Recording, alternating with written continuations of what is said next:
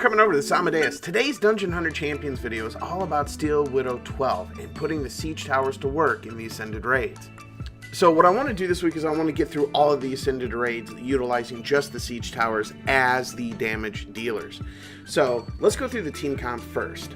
So it's really important that since we're going to go ahead and use the siege towers as our primary form of damage, that all of the units like Vamal utilize skill cooldown reduction so that we can get things like Eleanor's buff block up from Lancelot and her ongoing damage up as much as possible. And the same thing is going to go with any other units that we add here. So with the exception of Yua, and we'll talk about her separately.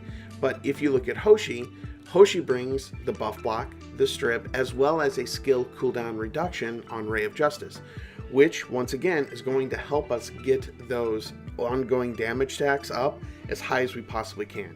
Because like for instance Caroline, she's going to offer a lot of different skills and a lot of different benefits, but primarily we really just are worried about that ongoing damage, right? Yua is there for survivability. I wish that I could put Zenny in here, but she just doesn't make this team work. So that wish passive is just super powerful. So Yua is really basically here for that. And in the defense buff is nice, but I mean she's there for the passive so nobody dies. So let's just go ahead and jump into it real quick. So we've done like numerous videos where we're really trying to speed teams up and look at different things that the teams do, and that's all about the waves, right? Because if you really want to speed up any raid run, it really falls into that first like 20 seconds of when you're focusing on just doing the waves. It's the easiest spot to really speed up your team. Now with this particular team, because our DPS is going to be specifically the siege towers, it's a little bit harder. Right now Hoshi helps because she does give the attack buff, she does do armor break, so it's a little helpful. But you know, with Vamal not being built for damage, because Vamal doesn't add DPS or ongoing damage, right? He's there almost entirely as a support unit specifically for skill cooldown. It's really important just to make sure that we don't get hung up on trying to speed up the waves, which is why I'm showing them, right? Because the waves are going to take a lot longer when we're utilizing OGD only. So it's a trade-off, right?